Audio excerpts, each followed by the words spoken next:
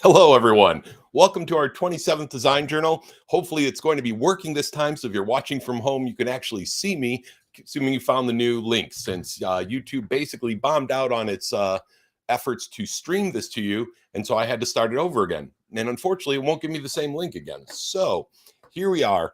Let's see. First up, mail call. There's no mail call this week. I didn't get anything cool in the mail, so I don't have anything to share this week, unfortunately. So, no mail call this week. I did have someone ask me what was behind me off to the side of the guitar. That's where I keep my best, right? So just in case you were wondering what that was over there.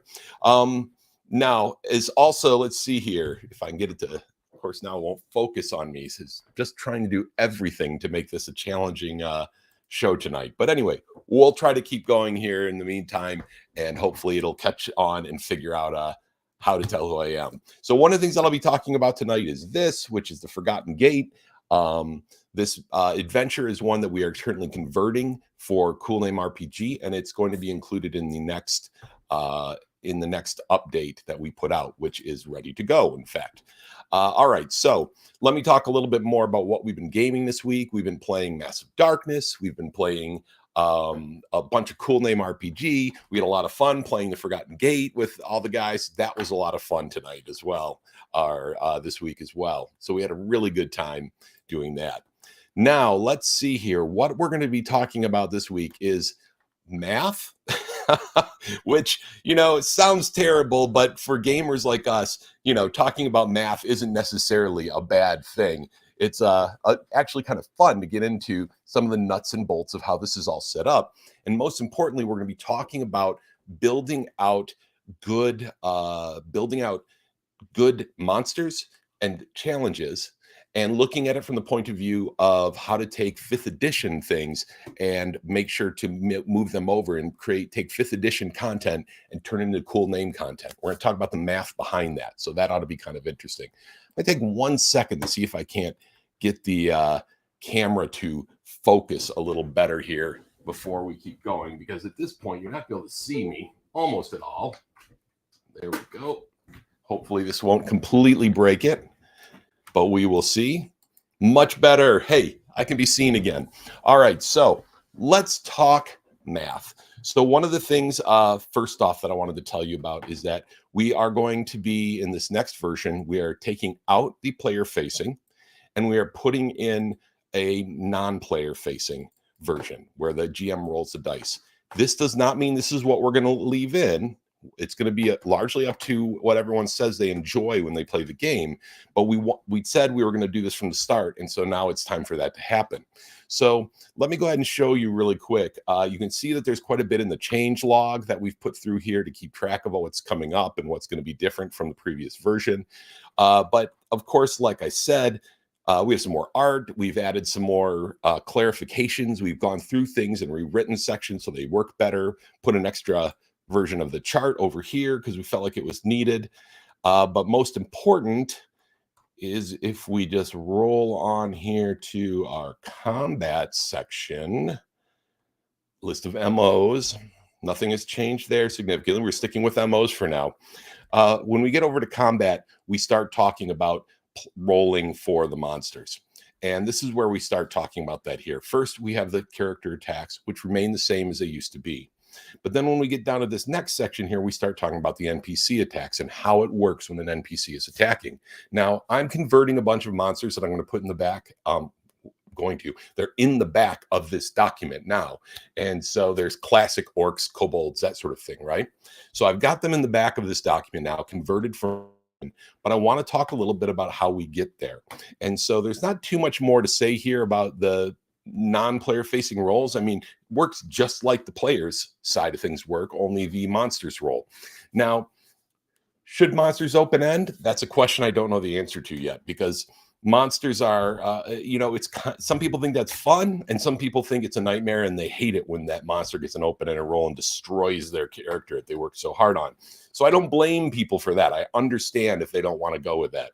But at the same time, I'm going to leave it up to you guys to help me figure it out. Now, before we get into the math, though, there's one other thing I wanted to share with you. And let me pull that one up. Unfortunately, the technical difficulties that have thrown me off slightly, but It's all right. We will recover from this. So, rules module number 1, player facing combat. You'll see here that what we've done is we've extracted the player facing roles, identified them down to 2 pages that can be swapped out. I don't know that we'll always be able to make it this clean. I don't know that even this is really feasible in terms of my hope of being able to swap out pages, but we're going to at least give it a try. We're going to see if we can pull it off. So in the meantime, this replaces pages 19 to 20 of the core rules version 0.3, and so, or 0.03. And it goes through and explains how to use player facing roles. So if you prefer the player facing roles, you can swap them out, put this in, and do it with the player facing roles.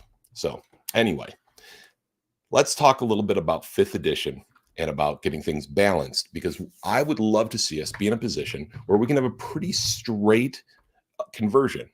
And by straight, I mean +4 is listed as, if it's +4 to hit, that means it's this for the monster's attack score. Okay, so I'm going to show you a little bit about what we've been putting together to give you a feel for how this works. And we're going to walk through converting a monster. Now, will this all work exactly like I have planned it? Probably not. I mean, it never really does, right? We usually have to tweak things, but you guys, I'll let you at least get a good look at us. So you can see how we're doing this. So let's see. We've got an orc here, standard D&D orc. He's got a +5 to hit. He does 9 damage when he attacks, 13 armor class, not too bad, and 15 hit points. So one of the things that we need to do when we're looking at this is that we've got to sort of try to figure out, like, how are we going to turn those numbers into Cool Name RPG numbers? And the answer to that is with statistics, math, and percentages. So what we're looking at here is what the D&D to hit spread looks like, or to succeed. So if this would be your difficulty class, this would be the percent chance of succeeding with different levels of bonus. So if I had a +4 with a difficulty class of 10, I have a 75% chance of success. Perfect. Tells us a lot. So one of the first things I wanted to figure out is, what is a typical PC armor class? Now, I did a lot of reading on this. For 1st to 5th level, and keep in mind, we're going to keep talking about 1st to 5th level. And one of the reasons why we're talking about 1st to 5th level is that they have found through research, WotC has, that most adventures go up to about 5th level. And anything higher than that is pretty rare. Doesn't mean it doesn't happen. Doesn't mean it's not fun. Doesn't mean that people don't try to get there. But what it does mean is that realistically, that's about where most adventures are taking place. We also have set a goal for ourselves saying that we're going to have these down-to-earth heroes, right? We're not talking about Superman. We're talking about Green Arrow, right? We're talking about down-to-earth heroes, Hawkeye, those types of things, Indiana Jones. And so down-to-earth heroes are going to fall into this 1st to 5th level sort of area, right? They're not going to be these 20th level gods, casting wish spells. And not that we can't have that, but we want to focus the game to work really, really well at that sort of sweet spot of the game on what people want to play. So talking about that 1st to 5th level, what does armor class look like? Well, it's going to be different for every character. We know this. Every character, depending on your class, on your attributes, all the rest. What do we know? We do know that after a lot of people online have spent a lot of time digging through character design and creation, usually you're looking at somewhere between an 11 and an 18, right? This is where most armor classes end up falling for that 1st to 5th level space. That counts like a +2 to a +4 from your dexterity, a armor of some kind that's going to be like a 12+ or something like that, right? And after you start averaging all those out, you get to about an armor class 15. So that's what we're going to be working with. I tried this with armor class 13. I don't think 13 is a realistic number based on how people play. I'm not saying that also that Dungeons and Dragons 5th edition has everything right, but what I'm saying is that we know that this has been played so much to know that it can work and it is fun to play. And so knowing that, let's take a look at this and sort of use that already sort of worked through tested numbers. And we're going to use that as our foundation. So if we're talking about a 15 and we go back to our orc, well, what's our orc's bonus to hit? Well, +5 to hit. That means on average, our orc is going to be rolling about a 15, right? And he's got a +5 to hit. There's his +5. We know that statistically he has roughly a 55% chance to hit armor class 15. So what's the equivalent of armor class 15 in Cool Name RPG? Now, we do things a little different. We've got armor that absorbs damage as opposed to making you harder to hit. We've got a different sort of system for how we figure out your defenses. So it's not going to be an apples to apples thing, but if we say that on average, the defense for a character is going to be about a 6, that's sort of that sweet spot of I've got my +3 attribute, I've got 2 points into my MO, and I've got 1 point into my focus. You're looking at about a 6. That's sort of where that sweet spot of the play area is. So if we 6 defense to a 15 armor class, just for now, again, we may find that this doesn't work, but we're going to do it. The question is this: if the armor class if the defense is 6, what equals that 55%? How do we get 55% chance for the orc to hit the character? And what that tells us is that the orc needs to have roughly a 5 for his ability. All right. So that's what he needs to have for his attack ability.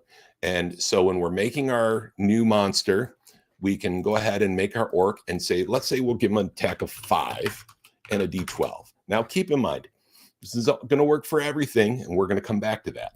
Here's one of the challenges we come to.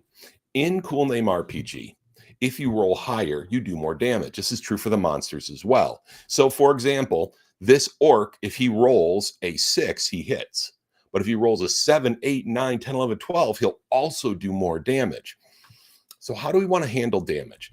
You know, in D&D, they often give you this flat number because they like you to be able to just use the flat number. Some people play that way. They don't roll the damage dice at all. If you do roll the damage dice, this is about the average that you'd get when the orc hits you with his great axe, about 9 points of damage.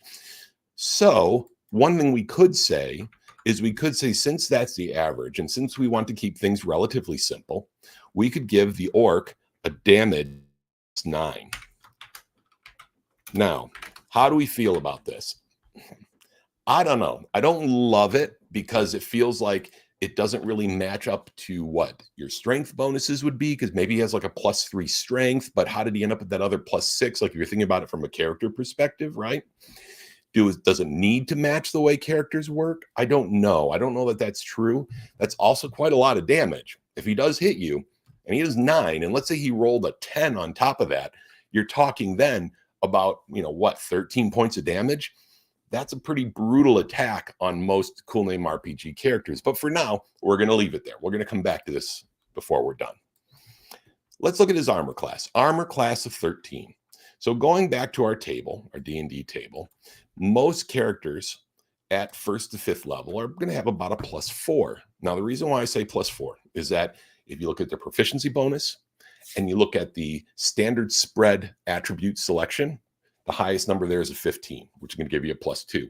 So a +4 overall. But let's say we maybe say +5 just to make it, to give a little bit more space for the fact that players will usually find some way to get that number up just a little bit higher on average. Maybe they have a 16 or a 17 or an 18 attribute or something, right? They'll get a little bit higher. So we're going to say that overall they probably have a +5 on their attack, and they have to hit a target number of 13, the armor class of the orc. Well, that's a 65% chance. So all we have to do now is go to Cool Name RPG, and if we say our average character has an attribute of action score of 6, we follow it over until we get as close as we can to 65. Sadly, neither of these are very good. 6, 7, it's all about the same, but I'm going to err on the side of the heroes in this case, and we're going to go ahead and say a 6 for the orc's defense. So now the difficulty of hitting an orc in Cool Name RPG is roughly the same as the difficulty of hitting an orc in Dungeons and Dragons 5th edition. Similar, not exact, but pretty darn close, right? What about armor? What about armor? Do we want to give our orcs armor? Well, orcs normally do wear armor. One thing we haven't really figured out, and I'm looking forward to when our consulting designers get their feedback to us, some ideas from them on, do we want to build orcs like we build characters, or should enemies and NPCs be built as sort of this separate sort of way that makes it a little simpler for the GM to put it all together? It'd be interesting to hear what you guys think about that. If you guys would rather see everything built the same way, or you would rather see us doing something along the lines of a separate system for building NPCs and monsters and challenges. It gets a little metagame there, but it's really an interesting approach, and we still haven't figured out quite where we're going to go with that. But for the time being, we're going to look at our and we're going to start by saying 0 armor. And for vitality, interestingly, I'm going to keep it about the same, because the average player vitality is not all that different, or average player HP in D&D, not that far off from your 9 to 11 that people are ending up with. So usually like a 4 in one of those, 5, 6, 7, 8, 9, 10, close. So I'm going to just say roughly for now, about the same, but a little bit lower. Now, this is way less exact than I know we want to get to, but you can see where I'm going with this, because what we end up with is we have a monster that hits about as often as an orc in 5th edition, does about as much damage as an orc in 5th edition, is about as hard to hit as an orc in 5th edition, and takes about as many points of damage as an orc in 5th edition. Now, we do have a problem. In our playtesting, we are not doing as much damage as your average D&D player does. That is a little bit of a problem. Now, if you open end, all bets are off, right? You can annihilate the thing and do a ridiculous amount of damage.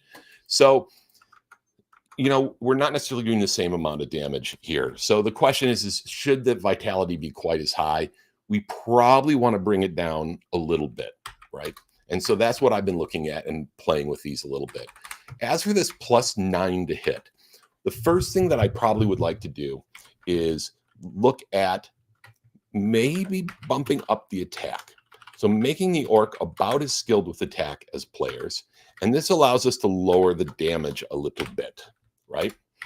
Now, I'm thinking that weapons may need to do more damage in order for the game to work well, at least in our experience. And I'm going to be looking for you guys. Some of you have like Target practice, or who was it who said that? I think it was Target that put out all of their recent playtest session notes. Target practice over on Discord. It worked pretty well for them. So it may not be necessary, but we'll see. But let's say they're doing +7 damage. We could give them a 6 defense, but the other thing we could do is we could take a slightly different approach with this if we wanted to. What if I gave them a 5 defense and 1 armor? It's a slightly different outcome. It makes it a little easier to hit them, so you're more likely to actually hit and do some damage, but it allows them to absorb some of the hit. Or maybe they have a 2 armor, so that accounts for the players rolling high and open ending on occasion, which the monsters don't get to do for most people's games. So as you can see, this is what we're working with. And so I'm going to be giving a lot of this information is already put into the playtest document. I've put in these numbers so you guys can look at them and play with them yourself. And I've put in some rough guidelines for converting creatures over. We've already started converting a number of creatures, and let me just bring this up. You'll note that this is the older one. I've just grabbed this one really quick, so the numbers aren't right here. This isn't all the creatures, but let me just show you like the goblin, for example, in that we can also convert a lot of the special abilities that you see in a 5th edition game as well. So let me go ahead and share this. All right, so yeah, you'll see here this goblin, right? So looking at this goblin's quick escape. Goblins may attempt to hide during combat as a minor action, because remember, you get a major action and a minor action. Same holds true for NPCs. And noticing where it's gone is a DS8 awareness action check. So where did this DS8 come from? Let me just jump back to this, and I'll show you where it came from. So I'm looking at a +6. Right? You got a +6 to their stealth roll when they go to hide. So a +6 on their stealth roll. That's going to be they're averaging a 16, which means that the difficulty is going to be a 16 for the player to notice the goblin sneaking away, right? because they make their stealth roll. And if the average player is rolling like a +5, you're looking at a 50% chance to spot the goblin. So we go back to our system, take our player's average of 6, and we look for where 50%, about an 8. So now a DS8 is roughly equivalent to the goblin making a stealth +6 roll to hide. There's less variability in this. The monsters have a more solid number, but the players then would be making the awareness roll, the awareness action check, to see whether or not they noticed this goblin sneaking off into the darkness during the combat. There's other things that we can do as well. Let me swap back over here for a moment, and I will show you another example. Looking at the kobolds. If at least one of the kobold's companions is within 5 feet, it gets +1 action score on its attacks. So the kobold has a pretty low attack score, and in the game, it's a +3, right? It's lower than the other monsters. But if there are more kobolds around, it's going to have a bonus. Also, the sensitivity to sunlight, we add a +1 to the difficulty score if it's in bright sunlight. The wolf, for example, has another one where, let me show you the wolf in D&D 5th edition terms. I'll bring that up and give you a quick example here so you can take a look at it. So the wolf has this ability to knock down someone. They need to make a DC 11 strength saving throw or be knocked prone. Okay, so let's take a look at that. How do we make this work? Well, if we jump over here, we're talking about a DC 11. So here's our DC 11. I should make this DC, not target number. DC 11. And if our player is making a strength saving throw, +1 or +2 maybe for the average character, and then they've got their potentially proficiency depending on their class. So we're looking like +3 or +4. It's looking like it's about a 65 to 70% chance to stay on your feet when the wolf attacks you on your strength check. So if we look over here and we're saying the average character has a strength score of around, maybe 3 for their strength score if they're a melee combat fighter. So it gives them a D8.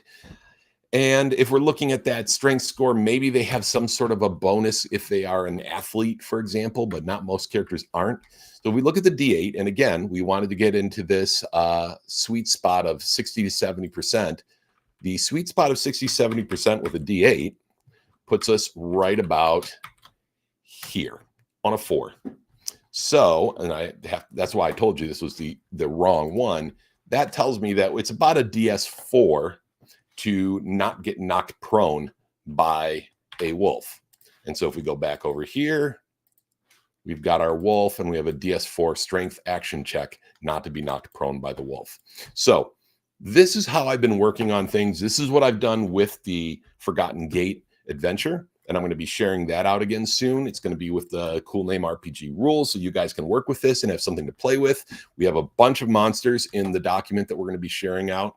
So what should you expect next? Well, I'm going to be sharing, hopefully through BackerKit, with all the backers, including late backers, this new version of the document. I'm waiting for a few more edits to come back on it from Melanie right now, but we are going to be sharing that out, and it's going to go to the backers first this time because we're getting far enough along that I want to start that process.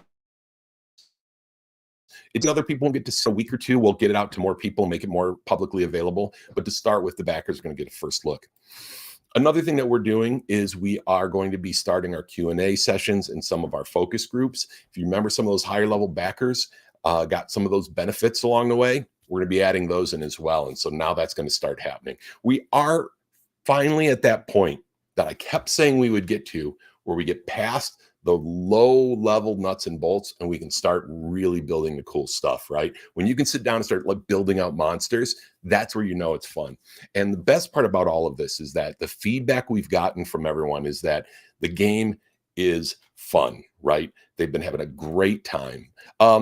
And one thing I do want to do is I always forget to look at the comments you guys leave. I'm so sorry. Doug Kilmer pointed out that isn't damage reflective of the weapon type the monster is using? Yes, it absolutely is reflective of that. So we want to make potentially our weapon types match up.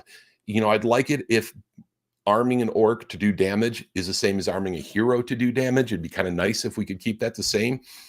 We'll see. we'll see how it works out. But yeah, it is reflective of that. But if you look at the D&D 5th edition stuff, it doesn't really matter what they're fighting with. At the end of the day, they give them the weapon they want them to have to give them the stats they want them to have. You know, like their goblins have a scimitar and a shield, which to me is the least goblin-y sort of armaments that I can think of. I mean, a rough spear seems way more goblin-y to me, or a dagger, or just claws and bite, right? Seem very goblin-y, but you know, neither here nor there. So anyway, we're going to be starting some of that. It's going to be coming up very soon in the next month. Well, next month, it's already November. This month, we're going to be doing that as well. One other thing that I did want to let people know about is a little bit of shameless promotion, but it does actually apply to Cool Name. So I have come to the conclusion, after being forced to acknowledge it by the people around me, that it is impossible for me to do all the things, which I'd like to think that I could do all the things, but I cannot. And one of the best things that's happening recently is Melanie Metters is going to be taking over the reins of getting Mechanical Muse magazine off the ground. This is our replacement for Dragon magazine. It's going to have New Aetaltis content in it, but it's also going to have other types of things, role-playing game advice, articles about history, because I'm into that sort of thing, and I can't wait to write these articles for folks. I've already done a number of them that we're going to be sharing out. Some short fiction is going to be in there, and Cool Name RPG stuff is going to go in there as well. So just wanted to show this to you guys. We're just getting it rolling again. It's been a very tough time trying to find the time to make this happen the way that we want it to, but we are getting it rolling, and thanks to the folks who have stuck with us throughout this process and the many iterations of trying to bring this thing to life. But it is coming. So just letting you guys know about that. If you just go to patreon.com/mechanicalmuse, that's where you can find it, and there'll be more to come there as well. So, folks, that is it for tonight. After a rather rocky start trying to get YouTube to actually accept my live stream, we finally got it back up and going. We are done for tonight. Those of you who are backers, keep an eye on your email. You should be getting an email telling you about the download, and that will be sometime in the next couple of days. Admittedly, I'm hoping to get it out tomorrow morning, but at worst, it's going to go out on Saturday, and here's why. I'm going to see Ancient Aliens live. If you ever watch Ancient Aliens, which is awesome, they do a live show, which I don't even know what to expect from this. It's going to be crazy, but I'm doing that tomorrow night. I'm taking my mom. So, you know, forgive me if I take a little bit longer to get it, but I'm very excited to get it out to you guys early. And we're going to start doing that from now on with these releases as we go forward. So that's it for tonight. Thank you all. Hope you all keep having great games. Keep coming over to the Discord and tell us about your experiences, and we'll talk to you all again soon. Talk to you later.